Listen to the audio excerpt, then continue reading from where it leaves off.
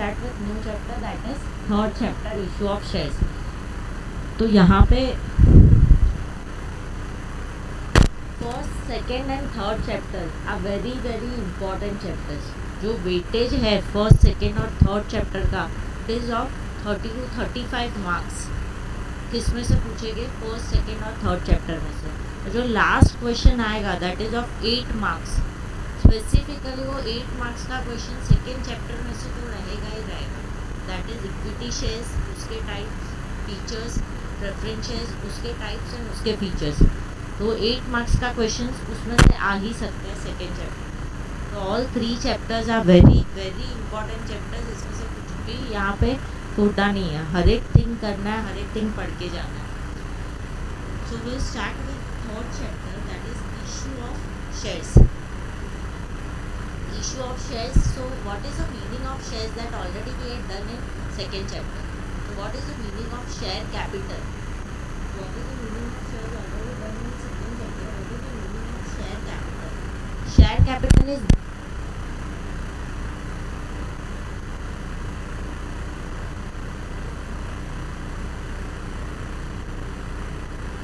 what was the meaning of shares? Share means the share in the share capital of the company, and it also includes stocks.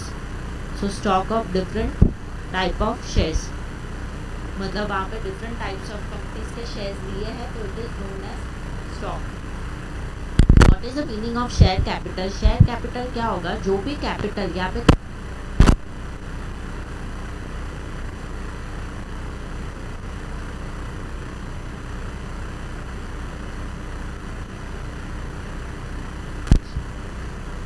नहीं आ रहा.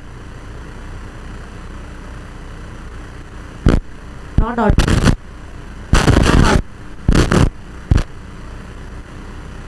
Online students, am I audible?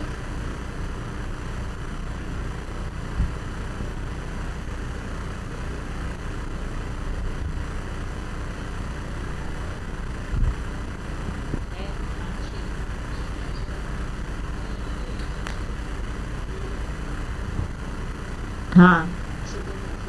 लक्षित कौन है? अच्छा, his brother.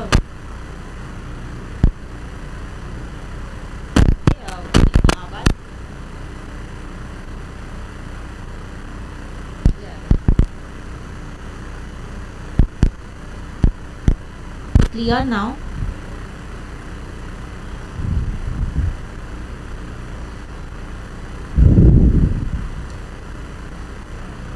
So share capital, what is the meaning of share capital? Share capital is that kind of capital which is collected in the form of shares. अभी बराबर से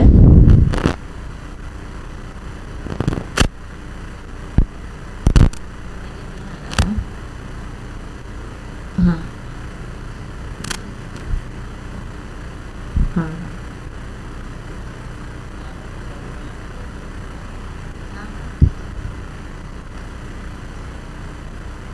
So what is the meaning of share capital? Whatever capital is collected in the form of shares is known as share capital.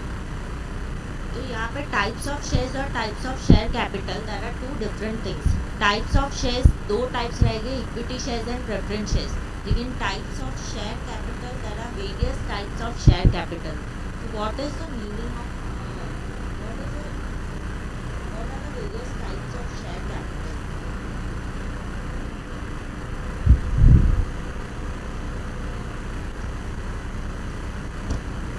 What are various types of share capital?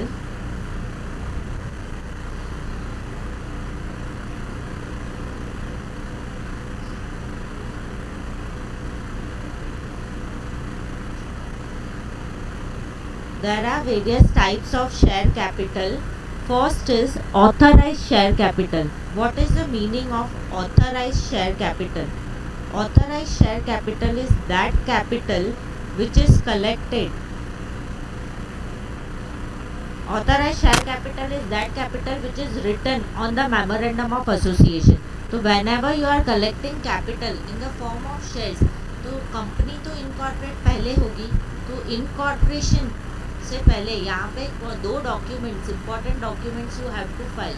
That documents is known as memorandum of association and articles of association. So these two documents you need to file while incorporating a company. तो memorandum of association में 6 clauses होता है जो हमने 11th standard में पढ़ा था. There are 6 clauses in memorandum of association. तो under that capital clause, you do you remember that 6 clause? Name clause, object clause, capital clause, वैसे सब्सक्रिप्शन क्लॉज. तो वैसे 6 क्लॉजेस है मेमोरेंडम ऑफ एसोसिएशन के. So there are 6 clauses of memorandum of association. Under that capital clause में you have to mention what is the capital to be collected in the form of shares. तो compulsory वहाँ पे mention करना होता है पहले ही वो डॉक्यूमेंट्स में. कौन से डॉक्यूमेंट्स में? Memorandum of association. तो company here person promoter will go to ROC to ask for the registration of what authorized capital. The promoter will go to ROC for registration of authorized capital. तो registration of capital, तो इसका meaning क्या होगा कि beyond ये capital shares issue नहीं होगी. So beyond this capital company can not issue shares to the public. तो वहाँ पे कंपनी शेयर्स इशू नहीं कर सकती है. तो even if it is private company और पब्लिक कंपनी, दोनों को ही अपना ऑथराइज कैपिटल क्या करवाना होगा? रजिस्टर्ड करवाना होगा. जो कहाँ पे रजिस्टर्ड होगा? ROC में रजिस्टर्ड होगा. And this capital is written in the documents known as memorandum of association. And one more question is that कि अगर एक बार मैंने वहाँ पे शेयर कैपिटल का अमाउंट लिख दिया तो क्या वो अमाउंट इंक्रीज हो सकता है? हो सकता है. You can alter memorandum of association, मतलब वो डॉक्यूमेंट्स कभी भी तुम चेंज कर सकते हो. Memorandum and articles of association, it can be alter time to time. So alteration is possible in memorandum of association. If you want to increase share capital, तो तुम्हें लगता है कि और पैसे लाने हैं कंपनी में, शेयर्स इशू करके पैसे लाने हैं, तो you can increase your share capital by altering this documents which is known as memorandum of association. फिर आएगा यहाँ पे, तो दैट इज़ ऑथराइज कैपिटल. तो एक ऑथराइज कैपिटल को प्रैक्टिकल वे में अगर मैं बताऊँ कि कंपनी का ऑथराइज कैपिटल लिखा हुआ होता है, तो if you need to check in practical way, if you need to check authorise capital in practical way, तो तुम चेक कर सकते हो वहाँ पर. कैसे चेक कर सकते हो? कोई भी कंपनी का authorise capital, if you go to website mca.gov.in and type the name of the company over there, so you can check authorized capital of that company. तो यहाँ पे चेक करने के लिए I have one image.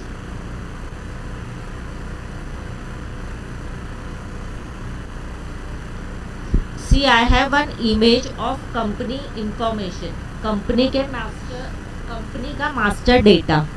तो company का जो master data है, कोई भी कंपनी का हम चेक कर सकते हैं ये वेबसाइट पे जाके. कौन से वेबसाइट पे? mca.gov.in. वहाँ पे gov.in, हाँ, government.in, that is gov.in.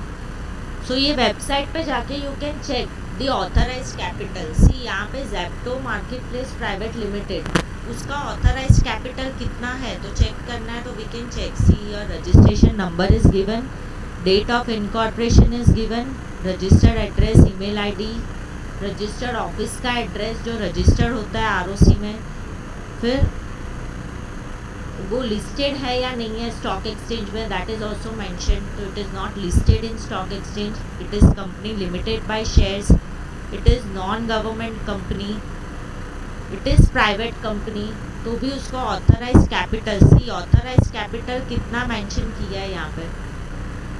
What is authorise capital mention? 10 crores. So this 10 crores is the authorized capital. So what is the authorized capital? Zero. Company cannot issue shares. तो company have to issue shares up to कितना amount तक company shares issue कर सकती है? Only up to ₹10 lakhs company 10 crores company shares issue कर सकती है. Beyond this company cannot issue any shares. And नीचे पेड अप कैपिटल। तो this is the authorised capital. Authorised capital is that capital which is mentioned, which should be registered। Authorised capital के बाद issued capital. Issue that capital, यहाँ पे हमारे example में authorised capital कितना दिया है, तो authorised capital is given here. Authorised capital is given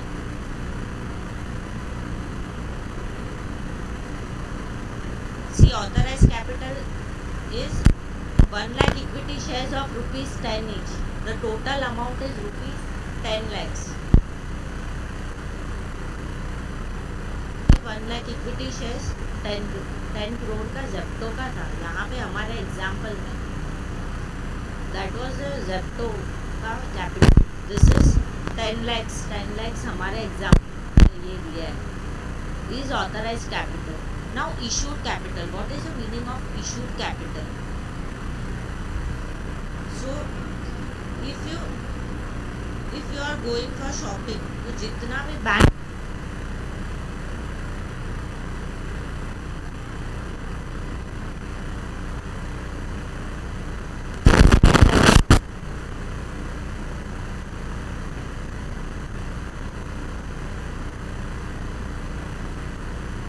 ROC में रजिस्टर्ड करवाया है, सारा एक ही बार में यूटिलाइज नहीं करेगी। तो that share capital, issue capital is that capital, register of companies is the full form of ROC. Issued capital is that which is offered by company. Company यहाँ पे ऑफर करेगी, किससे ऑफर करेगी? पब्लिक को। Company will offer public that capital is known as. मैंने 10 lakhs लिखा है तो पूरा 10 lakhs एक साथ मैं issuing whatever is requirement. तो जितना भी रिक्वायरमेंट है उतना इशू करना is known as issued capital.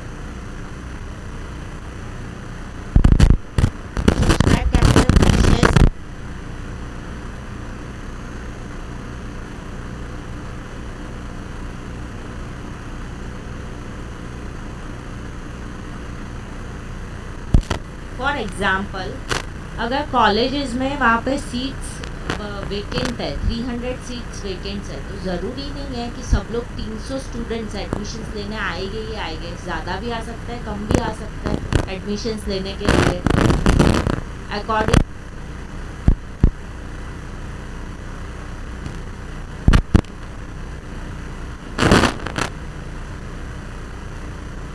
So what is subscribed capital? What is subscribed capital? It is that capital जो भी आपको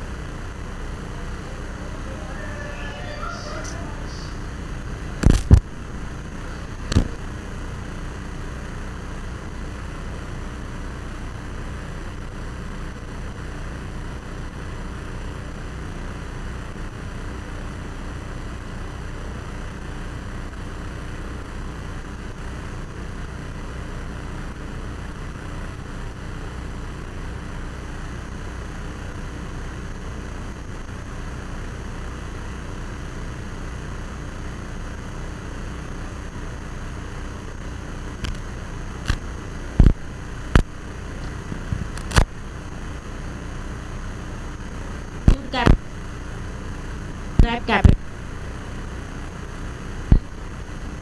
Subscribed capital is the public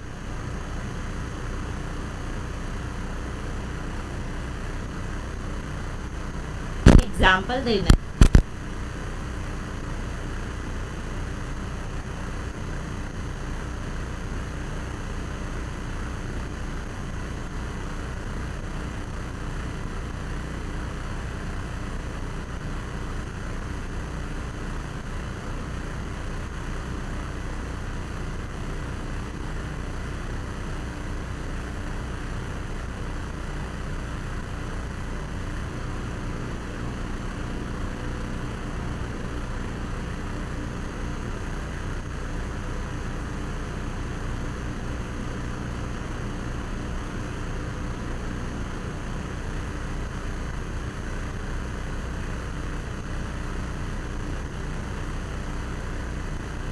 नहीं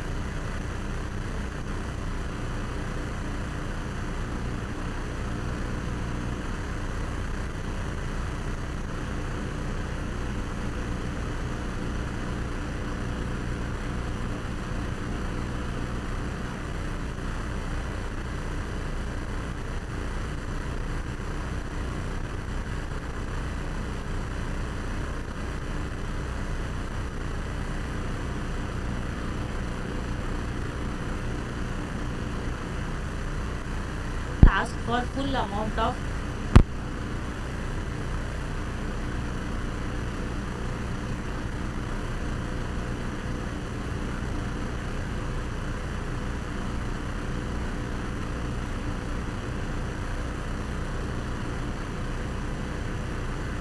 allotment.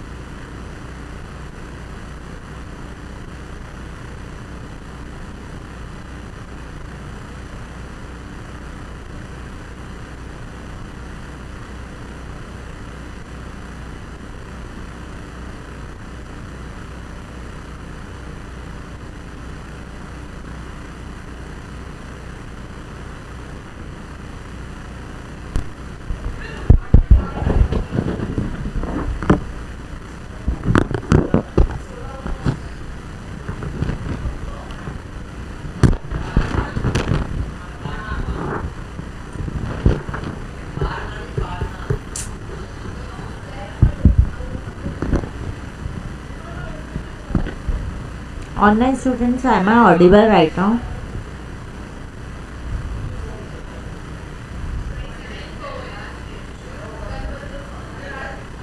Am I audible?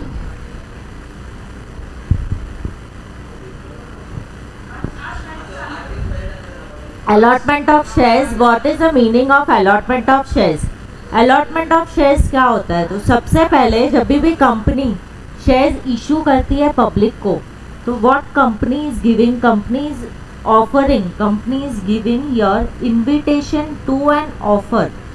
So invitation to an offer to the public for what? To purchase shares. मतलब जब भी यहाँ पे public company shares issue करती है, पब्लिक को ऑफर करना है, पब्लिक को ऑफर करना है मतलब पब्लिक को इनविटेशन देना है. तो invitation to an offer and after that public will give offer for shares कि हमें 10 शेयर्स परचेज करना है, हमें 20 शेयर्स परचेज करना है. तो that offer is given by whom? Public. And after that company will make acceptance of the offer. So that acceptance of offer is known as allotment of shares.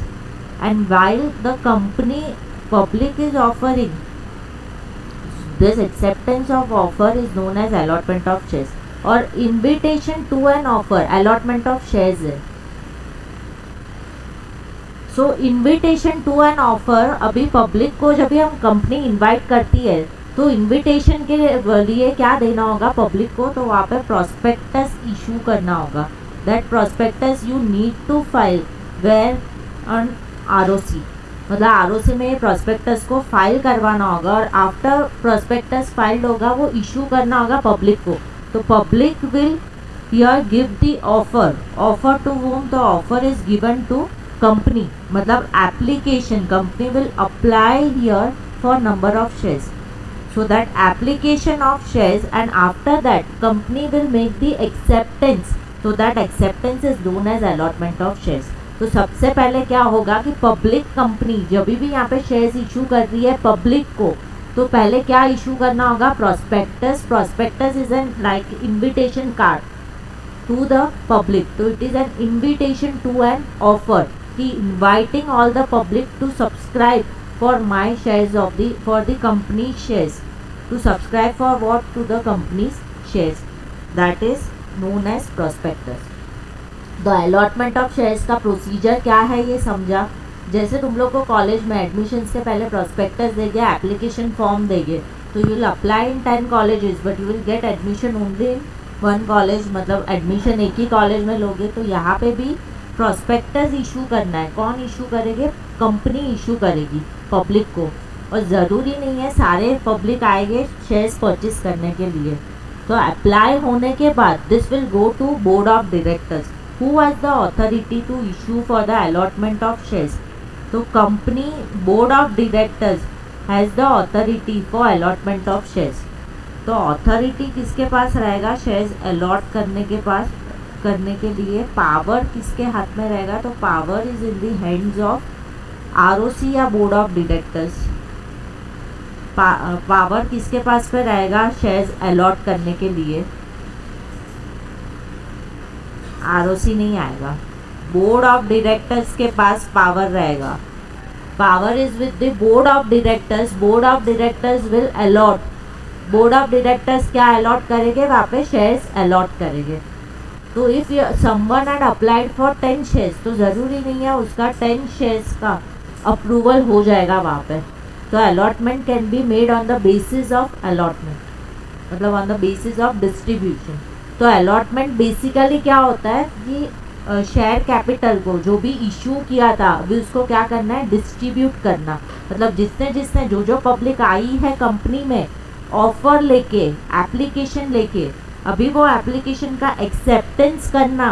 That acceptance is known as allotment of shares. That distribution of shares is known as allotment of shares. And after that allotment of shares पे किसके हाथ में power रहेगा? तो board of directors के हाथ में power रहेगा to allot the shares. And what is the definition of allotment of shares? तो it is given in textbook here. Allotment of shares, allotment of shares क्या रहेगा यहाँ पे?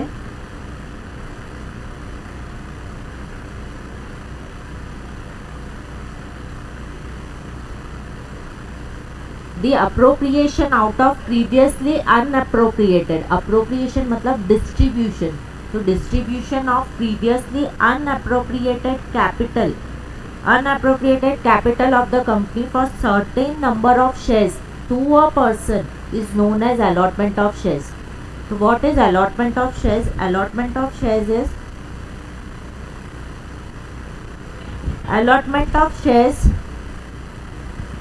of shares is the appropriation out of previously unappropriated capital, तो appropriation मतलब distribution out of previously unappropriated capital, unappropriated capital मतलब अभी तक capital को एलोकेट नहीं किया था, जब कंपनी ने वहाँ पे क्या बोला कि 10 लाख के shares company is issuing to the public, लेकिन कितने पब्लिक ने वहाँ पे डिस्ट्रीब्यूशन नहीं हुआ है शेयर्स का, अभी सिर्फ पब्लिक ने अप्लाई किया है, डिस्ट्रीब्यूशन कभी होगा after approval of allotment of shares, तो डिस्ट्रीब्यूशन कभी होगा अप्रूवल होने के बाद। तो what is the definition of allotment of shares? The appropriation मतलब distribution of previously unappropriated capital of the company of a certain number of shares to a person.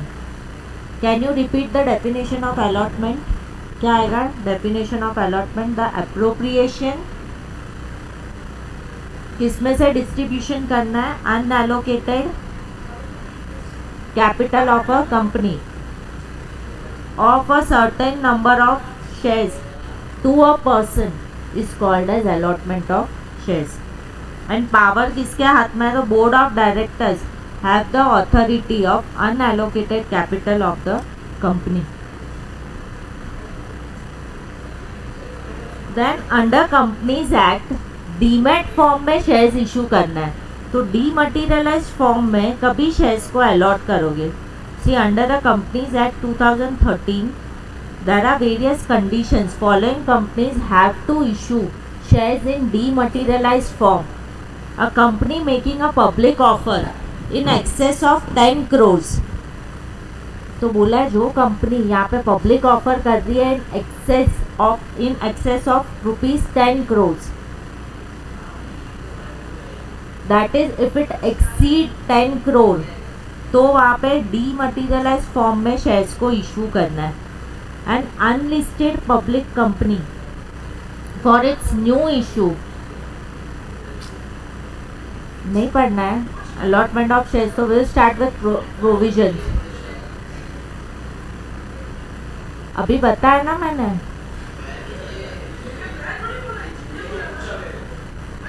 a company making public offer in exceed of 10 crores, तो ऐसे companies को compulsory वहाँ पे securities issue करना है। कौन से फॉर्म में? डीमटीरियलाइज फॉर्म, इलेक्ट्रॉनिक फॉर्म में।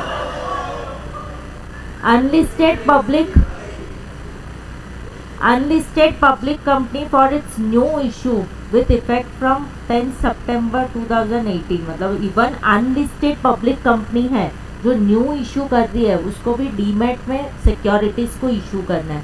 Demat is dematerialisation, electronic form of security, जिसके लिए डीमैट अकाउंट होना चाहिए। कौन सा अकाउंट होना चाहिए? Demat account. Such other class और क्लासेस ऑफ कंपनीज में be prescribed.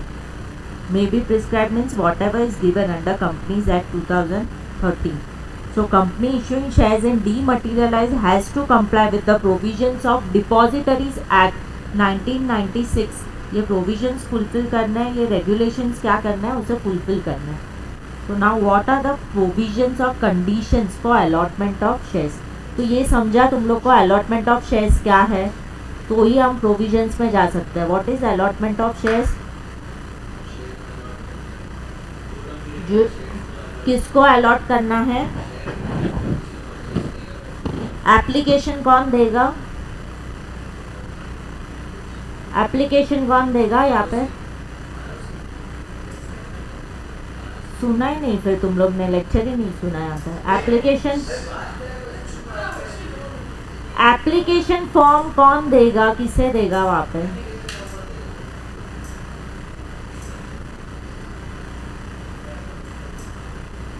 Allotment of shares, this is important ना, तुम लोग ने नहीं सुना।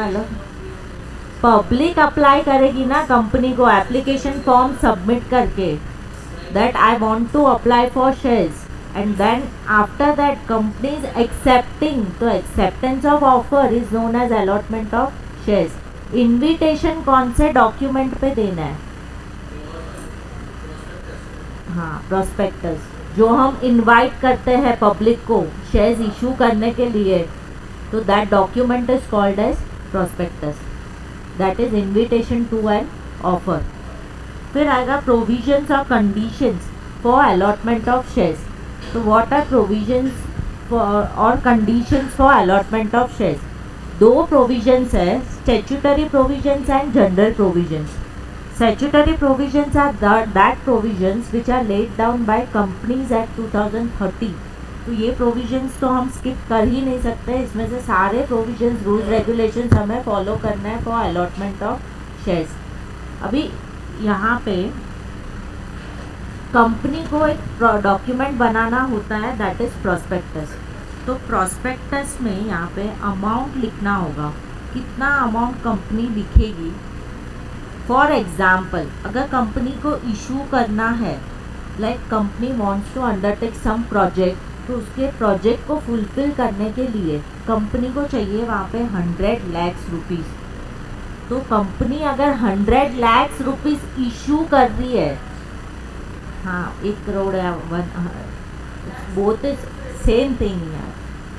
तो अगर कंपनी यहाँ पे 100 लाख इशू कर रही है, तो प्रोस्पेक्टस में कौन सा अमाउंट हमें लिखना है? तो प्रोस्पेक्टस सब पब्लिक के पास जाएगा, they will read the prospectus. तो I will write here the amount जितना मैं कलेक्ट कर सकूँ पब्लिक से। तो can I write 80 lakhs in the prospectus? ये प्रोजेक्ट को फुलफिल करने के लिए 100 lakhs तो मुझे चाहिए, लेकिन मुझे ऐसा लगता है कि पब्लिक लोग आएंगे और परचेज करेंगे कितने शेयर? सिर्फ और सिर्फ 80 lakhs। तो क्या मैं प्रोस्पेक्टस में 80 lakhs लिख सकती हूँ? Can I write 80 lakhs in the prospectus? नहीं, लेकिन प्रोस्पेक्टस में जो लिखा रहेगा कंपलसरी उतना कलेक्ट होना चाहिए। तो अगर उतना कलेक्ट नहीं हुआ, प्रोस्पेक्टस में जो लिखा है वो कंपलसरी उतना कलेक्ट होना चाहिए। अगर वो कलेक्ट नहीं हुआ तो तुम company is not eligible to allot the shares. So for हाँ हाँ, लेकिन प्रोस्पेक्टस में जितना लिखा है उतना मिनिमम कलेक्ट करना होता है। फिर वो हो गया condition of over subscription, that we will do. ध्यान दो ना यहाँ पे।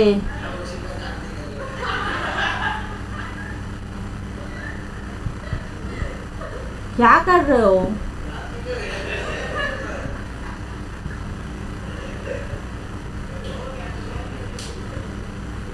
What was your doubt?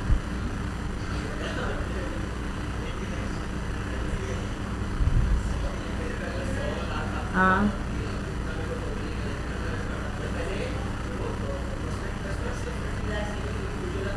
50 lakhs का कलेक्ट होगा, पब्लिक उतने ही आएंगे। हाँ, तो that is a case of over subscription. तो यू विल डिसाइड कि तुम्हें बाकी लोग को शेयर्स देना है कि नहीं देना है। तो यहाँ पे let me complete this concept, वो पूरा डाउट तुम्हारा क्लियर हो जाएगा। तो यहाँ पे क्या होगा कि 100 lakhs कंपनी को इशू करना है, तो कंपनी इज राइटिंग 80 lakhs। तो ये जो 80 lakhs लिखा है वो कंपनीज एक्ट 2013 के हिसाब से चलेगा। तो this is for unlisted public companies जो लिस्टेड नहीं हुई है स्टॉक एक्सचेंज में। लेकिन जो कंपनीज लिस्टेड हुई है स्टॉक एक्सचेंज में, दे can not right 80 lakhs year. तो उसे कितना अमाउंट लिखना होगा एज अ मिनिमम सब्सक्रिप्शन? तो उसे अमाउंट लिखना होगा यहाँ पे 90% ऑफ इशू। तो अमाउंट कितना लिखना होगा? 90 lakhs, 90% ऑफ इशू साइज। कि प्रोस्पेक्टस में जो अमाउंट लिखा है as a minimum subscription amount, तो that amount is collected from public. कि अभी कंपनी को लगता है कि ड्रीम्स को, प्रोजेक्ट को फुलफिल करने के लिए 100 lakhs नहीं, तो यहाँ पे 90 लाख से भी काम चल जाएगा या 80 लाख से भी काम चल जाएगा, लेकिन 80 लाख 50 लाख, अभी जो इसका डाउट था कि we can write where 50 lakh, तो 50 लाख लिख सकते हो, लेकिन कौन से केस में? Only in the case of unlisted public company. If it is listed public companies you can not right 60 lakh. तो 90% ऑफ इशू 90% ऑफ इशू तो प्रॉस्पेक्टस में लिखना ही लिखना है। तो that amount is minimum subscription is that amount which is stated in the prospectus. और जब भी हम पब्लिक के पास जाते हैं कि मेरे कंपनी के शेयर्स परचेज कर लो, और पब्लिक जब भी एप्लीकेशन देने आती है और ये 90% ऑफ इशू अगर फुलफिल नहीं हुआ, 90 लाख शेयर्स लोगों ने नहीं परचेज किया, तो ये शेयर्स क्या हो जाएंगे? कैंसिल हो जाएंगे। फिर कंपनी अलॉट नहीं कर सकती है ये शेयर्स का।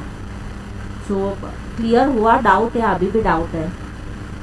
So that is 90% of issue is your minimum subscription amount. और इसके भी कुछ पर्टिकुलर डेज है। अभी डेज का जब भी बात करें तो MCQs 1 या 2 तो तुम लोग को डेज के रिगार्डिंग पूछेंगे ही पूछेंगे। तो हाँ, अगर MCQs डेज के रिगार्डिंग पूछ रहे हैं तो यहाँ पे बहुत सारे वैसे प्रोविजंस है, प्रोसीजर्स है जिसमें डेज मेंशन किया है कि शेयर सर्टिफिकेट के लिए क्या डे रहेगा, फिर यहाँ पे मतलब कितने डेज में शेयर सर्टिफिकेट मिलना चाहिए, कितने डेज में अलॉटमेंट का प्रोसीजर कंप्लीट होना चाहिए, all that. So minimum subscription is that amount which is stated in the prospectus. तो यहाँ पे हम लोग क्या कर रहे हैं? स्टैट्यूटरी प्रोविजंस कर रहे हैं for allotment of shares.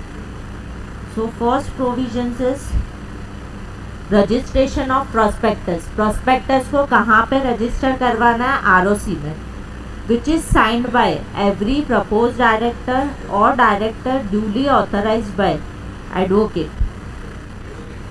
So it should be signed, prospectus should be signed by director और एडवोकेट ओवर हियर। और वो प्रोस्पेक्टस को कहाँ पे रजिस्ट्रेशन के लिए सबमिट करना है? ROC, रजिस्टर ऑफ कंपनीज में।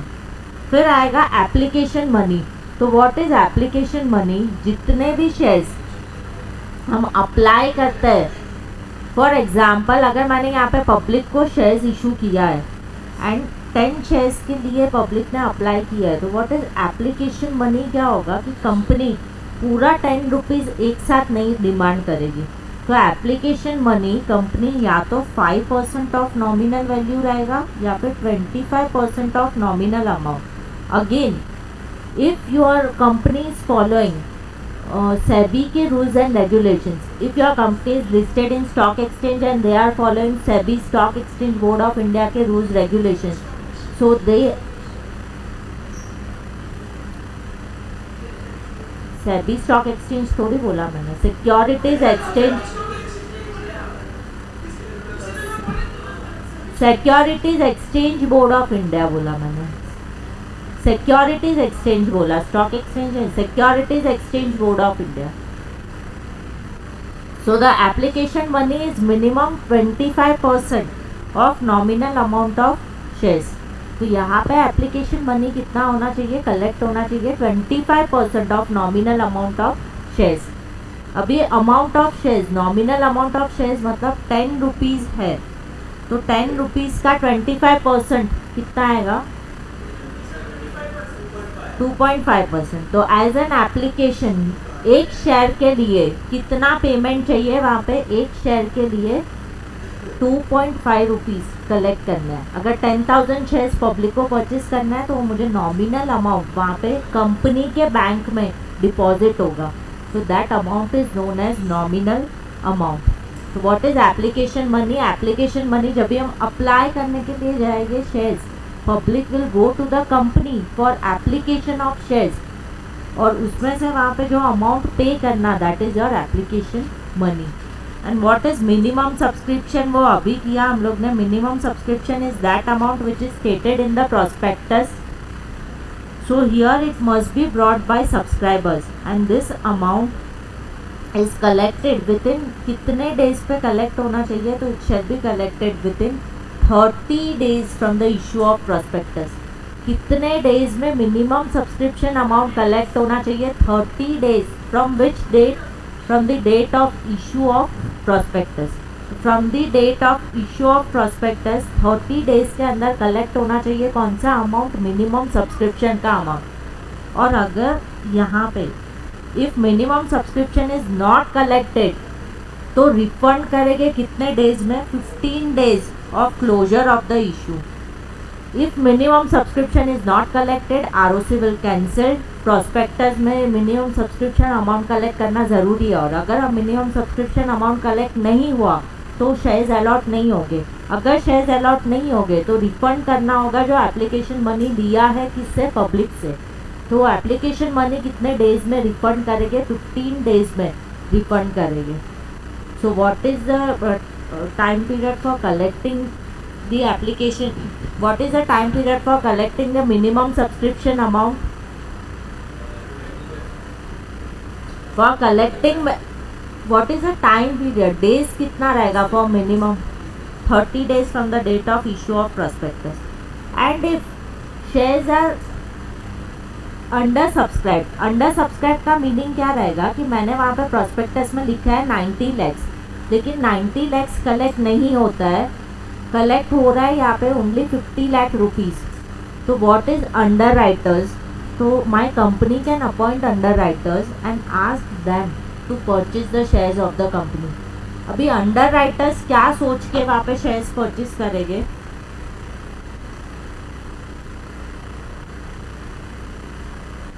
अंडर राइटर्स क्या सोच के वहाँ पे सब ये करेंगे, परचेज करेंगे shares, that they will get certain form of commission. So अगर शेयर्स 50 लैक्स ही कलेक्ट होता है 100 लैक्स पे, 90 lakhs is the minimum subscription amount, minimum subscription amount is not collected, तो company will appoint underwriters safer side ताकि allotment cancel ना हो। इसके लिए कंपनी किसको अपॉइंट करती है, अंडर राइटर्स को अपॉइंट करेगी। तो अंडर राइटिंग अग्रीमेंट करना है यहाँ पे।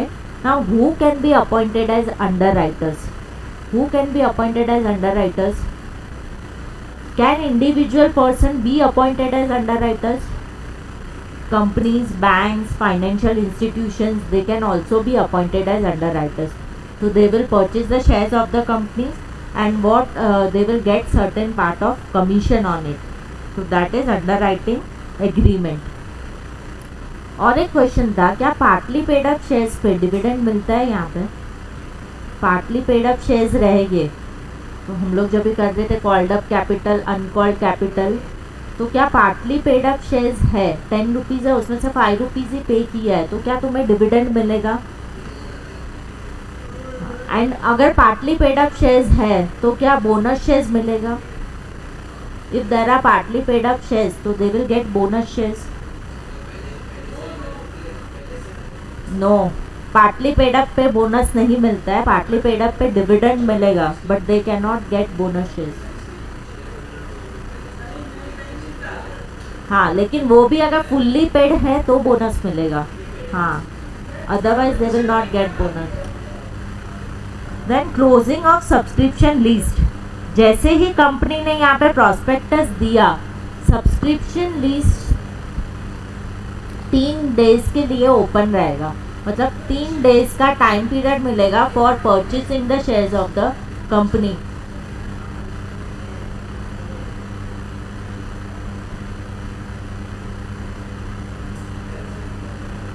So here closing of subscription list, it should not be more than 10 working days. So at least 3 working days and not more than 10 working days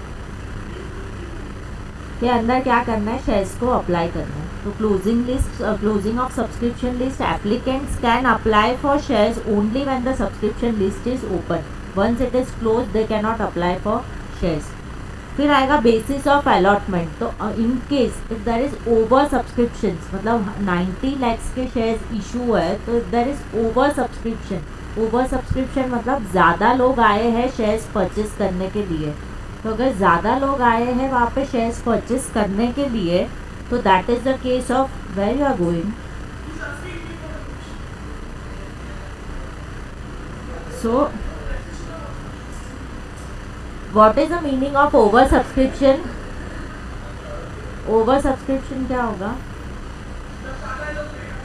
apply करने के लिए आए, तो in case of over subscription they will decide the basis of allotment कि पहले किसे shares देना है। तो यहाँ पे अगर फिजिकल फॉर्म में रहेगा तो there is a concept of lot, 1 lot is equal to 500 shares, that is the concept of lots.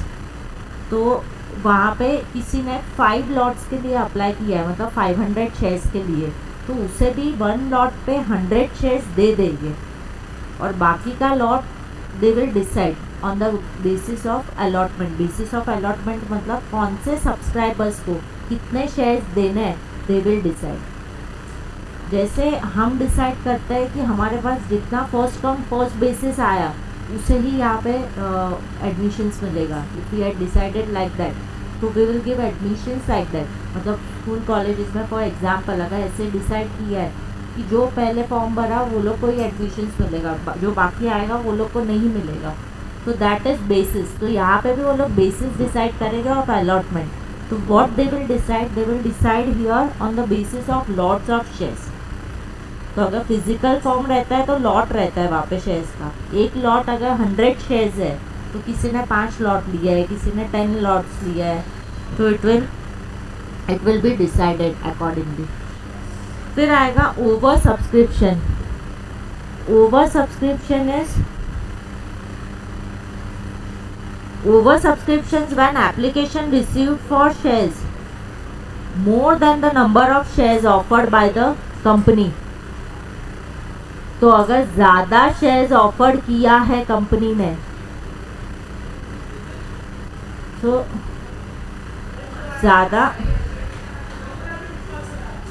ज़्यादा शेयर्स ऑफर किया है कंपनी ने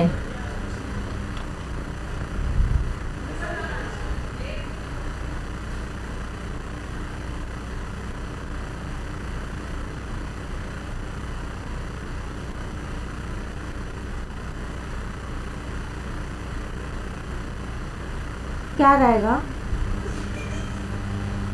सो SEBI does not allow any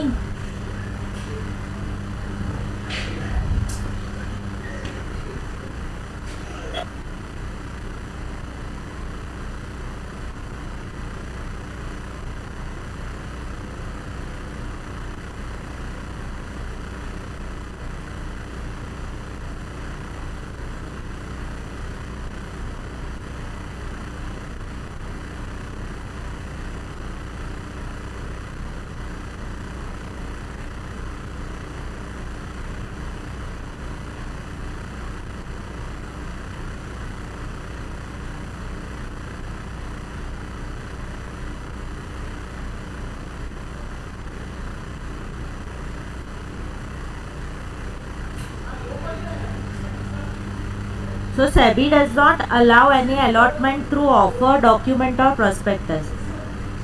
Then permission to deal on stock exchange. Permission to deal on stock exchange means it is listed. Every company जो भी public offer करेगी तो listed public companies अपने shares listed करवाएगी कहाँ पे? Stock exchange में। So the prospectus shall mention the name of stock exchange also, जहाँ पे भी उसके शेयर्स लिस्टेड रहेंगे। So the prospectus shall mention the name of stock exchange and the fact application permission that it is listed on that stock exchange. Bombay Stock Exchange and so they need to be registered and they should mention that जो भी हो तो वहाँ पे mention करना है, वहाँ पे जो भी रहेगा वो mention करना है। Then appointment of managers of to the issue and various other agencies. See, for issue of prospectus, not only company secretary and board of directors is involved. Here there are many other persons which are involved, which is known as merchant bankers, which is known as registrar to issue, which is known as collecting bankers, underwriters. तो underwriters कौन होता है already मैंने explain किया है। Brokers कौन होता है तुम्हें पता है, यहाँ पे ब्रोकर्स भी कौन रहेंगे। तो who is registrar to the issue? Registrar to issues मतलब वहाँ पे रिकॉर्ड्स रहेंगे शेयर होल्डर्स के, डिबेंचर होल्डर्स के। You know K fintech, Karvy's, K fintech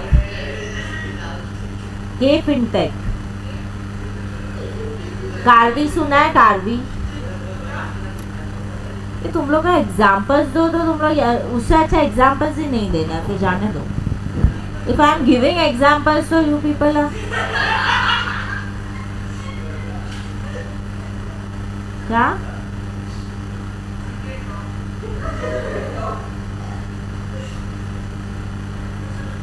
So, registrar to issue.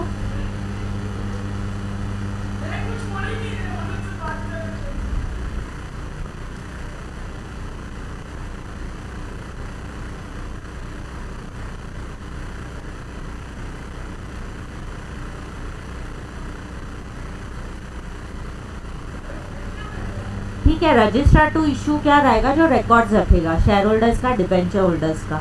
Under writers रहेंगे, फिर आएगा मर्चेंट बैंकर्स. तो मर्चेंट बैंकर्स के भी I am not giving you examples. चलेगा ना तुम लोग को? चलेगा ना एग्जाम्पल्स नहीं दूँ तो? सुनो ना, यहाँ पे ध्यान दो ना थोड़ा.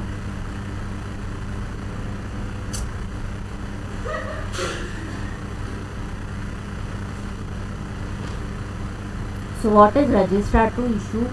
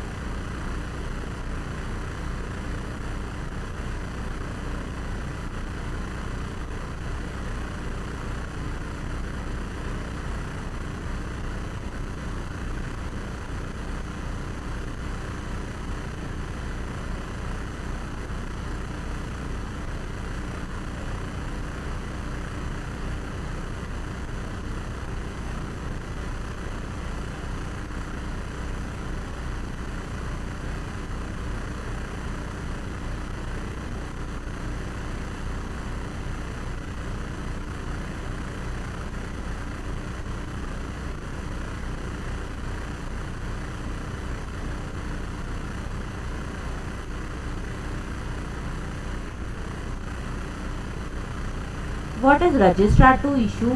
Registrar to issue will keep records of shareholders and debenture holders. अगर मैंने किसी कंपनी के म्यूचुअल फंड दिए और मुझे वहाँ पे फॉर एग्जांपल फॉर्म फाइल करना है, फॉर TDS के लिए अप्लाई करना है ऑनलाइन, तो there are some companies which are registered under this authority. जो मैंने बोला, के फिनटेक बोला है, कार्वी बोला है, कैम्स है, ये सारी कंपनीज वहाँ पे रजिस्ट्रार टू इश्यूज़ में रजिस्टर्ड होती है. तो वो रजिस्टर्ड होती है, मतलब आई वॉन्ट सर्टेन डिटेल्स, तो they can provide me such details from that. I can get details from that. जैसे अभी शेयर होल्डर्स है, डिबेंचर होल्डर्स है, वो लोग क्या रखेंगे वहाँ पे? अपना रिकॉर्ड रख सकते हैं. शेयर होल्डर्स के, डिबेंचर होल्डर्स के, वो रिकॉर्ड किसके पास रहेगा? ये सारे रजिस्टर्स टू इशू के पास सारे रिकॉर्ड्स रहेंगे. जैसे IPO के टाइम पे रिलायंस का, फिर TCS का, रिलायंस का, वो सब के फिनटेक ने देखा था. तो रजिस्टर टू इशू कौन अपॉइंट हुआ था? के फिनटेक अपॉइंट हुआ था फॉर रजिस्टर टू इशू. तो जब ये LIC का IPO हुआ तभी कौन अपॉइंट हुआ था? Merchant bankers. मर्चेंट बैंकर्स जैसे HDFC सिक्योरिटीज़ है, ICICI सिक्योरिटीज़ है, ये सारे मर्चेंट बैंकर्स है, जिसका रोल होता है फॉर अलॉटमेंट. तो यहाँ पे रजिस्टर टू इशू क्या करेगी? यहाँ पे अलॉटमेंट करेगी. और जो मर्चेंट बैंकर्स है उसका रोल रहेगा वहाँ पे इशू करने के टाइम पे कि प्राइस बैंड क्या रहेगा, इशू प्राइस क्या रहेगा, कितना इशू प्राइस कलेक्ट हुआ है, who is appointed as underwriters, all that things. Then general principles. तो हमारे स्टैट्यूटरी प्रोविजंस हुए. स्टैट्यूटरी प्रोविजंस में हम लोग ने क्या क्या किया है? यहाँ पे स्टैट्यूटरी प्रोविजंस में रजिस्ट्रेशन ऑफ प्रोस्पेक्टस, फिर था मिनिमम सब्सक्रिप्शन. मिनिमम सब्सक्रिप्शन के बाद registration of prospectus, then minimum subscription amount, उसके बाद एप्लीकेशन मनी। एप्लीकेशन मनी कितना कलेक्ट करना है, एंड मिनिमम सब्सक्रिप्शन 30 डेज में, लेकिन कितना प्रोस्पेक्टस में लिखना है, 90% ऑफ, एंड रिफंड कितने डेज में करना है, रिफंड कितने डेज में करोगे। In case minimum subscription is not collected, that's what I am saying, you are not listening. 15 days में रिफंड करोगे।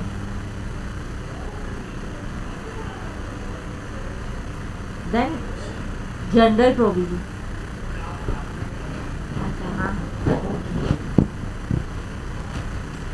then general provisions.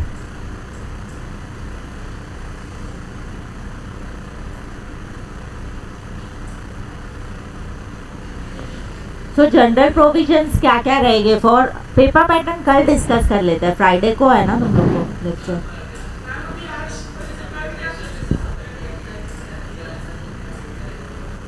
Five minutes है ना, 5 मिनट्स में पूरा पेपर पैटर्न डिस्कस भी नहीं होगा अभी 5 मिनट्स में। यहाँ पे क्या बोर्ड पे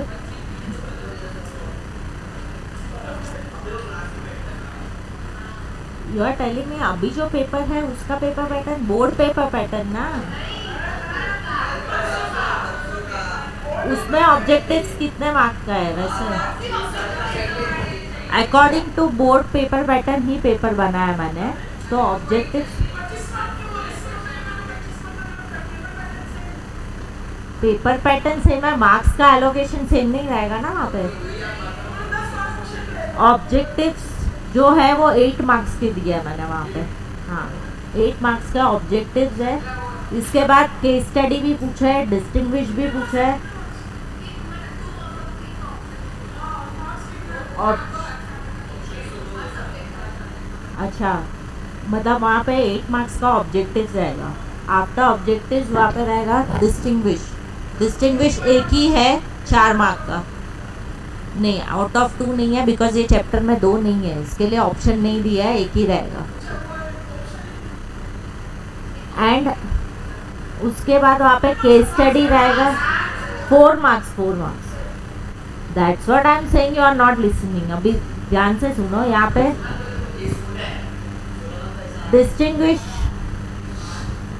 डिस्टिंग्विश के बाद case study any 1 out of 2, that is एक लिखना है, 3 मार्क्स का आएगा। लेकिन सिर्फ येस और नो नहीं लिख के आना है, you have to write full sentence, पूरा सेंटेंस लिखना, क्यों अग्री हो उसका रीज़न भी शॉर्ट में देना है। 3 मार्क्स का केस स्टडी रहेगा। फिर आएगा यहाँ पे जस्टिफाई कितने मार्क्स का रहेगा, 4 मार्क्स, तो यानी 1 आउट ऑफ 2। एंड लास्ट में जो बोर्ड पेपर पैटर्न रहता है उसमें answer the following questions 8 marks के लिए रहता है, लेकिन इसमें जो है वो मैंने 4 मार्क्स के लिए ही दिया है यहाँ पे, तो you have to write any 1 out of 2। तो 25 हुआ ना,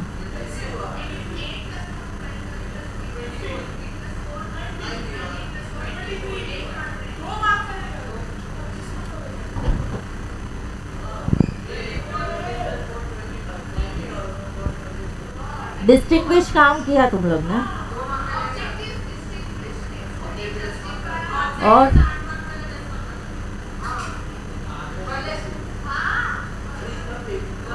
लेट मी चेक वंस,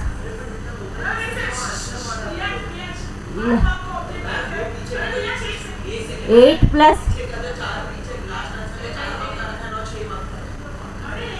वो, let me check that,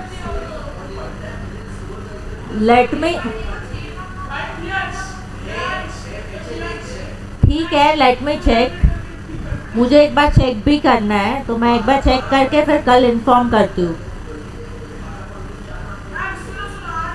late me check, फिर मैं कल इन्फॉर्म करती हूँ। That I will decide justification.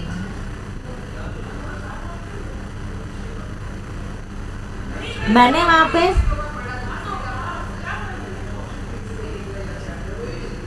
है ना ऑब्जेक्टिव्स तो बहुत सारे हैं। आई विल, मैं एक बार पेपर चेक कर लेती हूँ वो कितने मार्क्स का काउंट करके, फिर मैं कल इन्फॉर्म करती हूँ।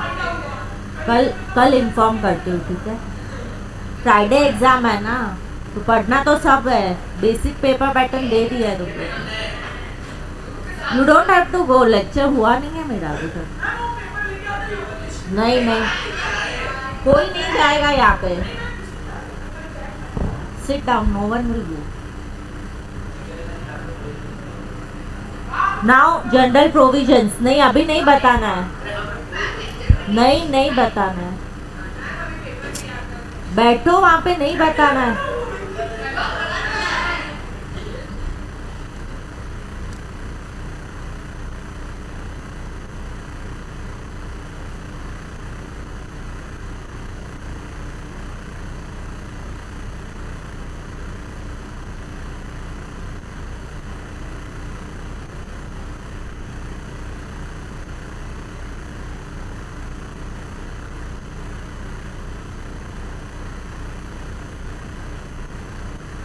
कैपिटल क्या रहेगा?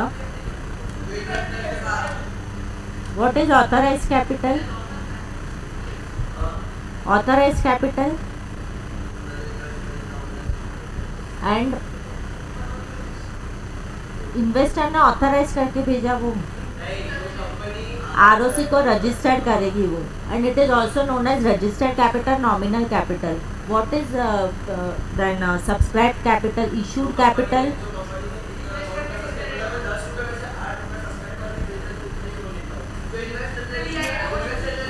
दिया है वो। फिर what is issued capital? Issued capital, issued capital, then what is called up capital?